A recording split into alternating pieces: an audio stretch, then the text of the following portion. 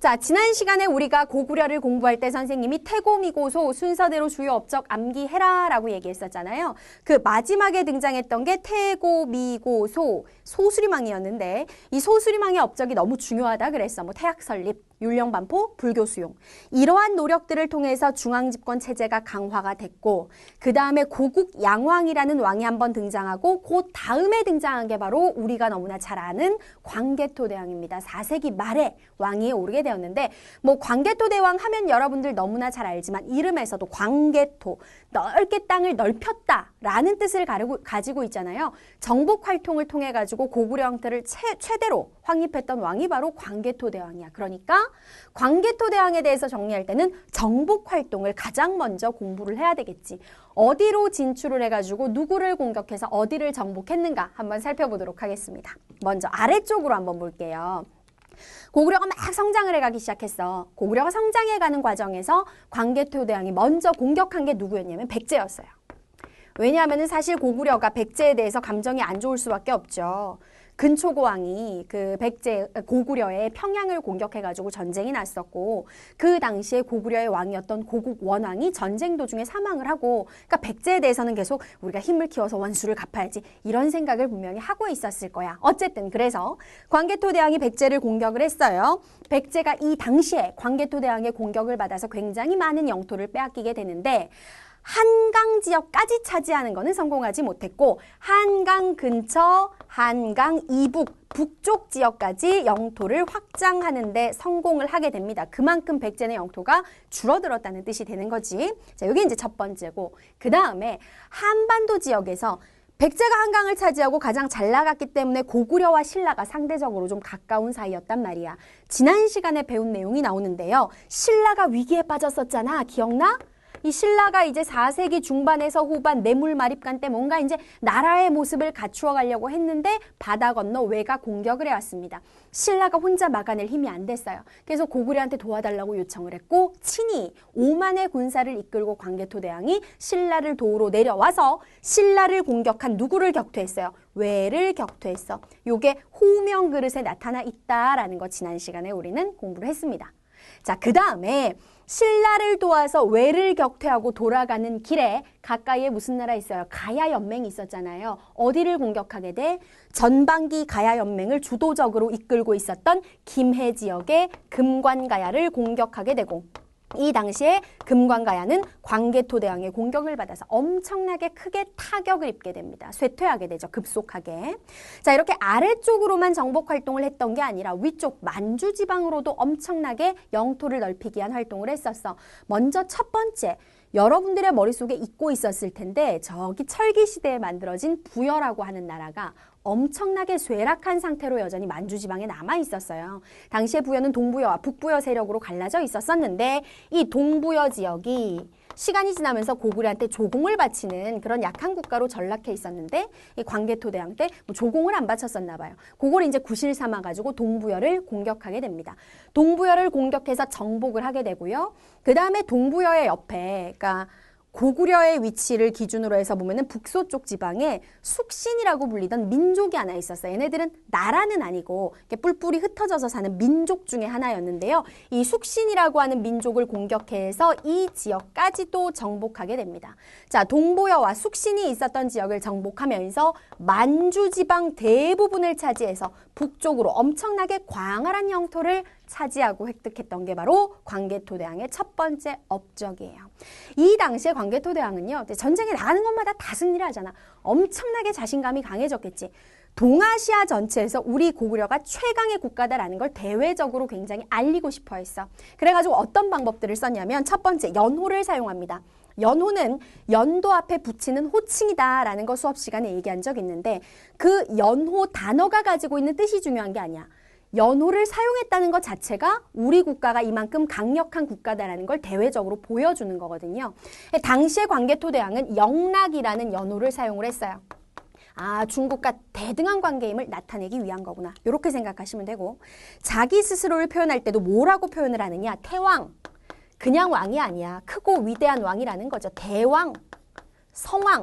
이러한 표현들을 쓰면서 자신감을 만방에 과시를 했었어. 그럴 만도 했을 거야. 그치? 광개토 대왕이 이 정도로 정복 활동을 하고 훌륭한 일들을 많이 했다라는 건 비석에 잘 기록이 되어 있는데 광개토 대왕의 업적이 남아있는 비석이 광개토 대왕릉비. 근데 중요한 사실은 뭐냐면 얘들아, 선생님이 교환에도 써놨지만 광개토 대왕릉비는 광개토 대왕 본인이 직접 만든 것이 아니라 아들인 장수왕이 아버지 광개토 대왕의 업적을 기리면서 만든 것이다 라는 거 꼭 기억하시기 바래요. 자, 그렇다면 아버지를 그토록 존경했던 장수왕, 과연 어떤 업적이 있는지 2번에서 계속 정리 이어갑니다. 자, 아버지가 북쪽으로 영토를 굉장히 많이 넓혀놨어. 근데 한반도 남쪽에 그렇게 차지하고 싶었던 한강까지는 전부 다 차지하지 못했어. 아들이었던 장수왕은 남쪽으로 진출해서 영토를 넓히는 남진 정책을 끊임없이 펼치게 됩니다. 요게 가장 핵심인데요. 요걸 포함해서 어떤 내용들이 있는지 한번 보도록 하자. 먼저 첫 번째, 대외 교류. 어떤 나라들과 친하게 지내느냐. 장수왕이 정말 똑똑했던 게 장수왕이 왕이 되기 전까지 고구려는 주로 중국 중에서도 북조 지역하고 가깝게 지냈어요. 이게 무슨 말이냐 하면은 지난 시간에도 잠깐 언급을 했는데 당시 중국은 하나의 나라로 통일된 상태가 아니라 북쪽 지역의 유목민족 국가와 남쪽 지역의 한족의 국가가 나뉘어진 남북조 시대였단 말이야. 주로 백제 같은 경우에는 남조랑 친하게 지냈고 고구려는 북조 지역하고 가깝게 지냈어. 근데 장수왕 때 와가지고 뭔가 이들과 모두 다 외교 관계를 하면서 안정을 유지해야 되겠다라는 생각에 중국의 남조하고도 중국의 북조하고도 모두 활발하게 교류를 하기 시작합니다. 이렇게 남조, 북조와 모두 활발하게 교류를 하면서 외교적으로 안정을 추구하고자 하는 목적을 가졌던 거지.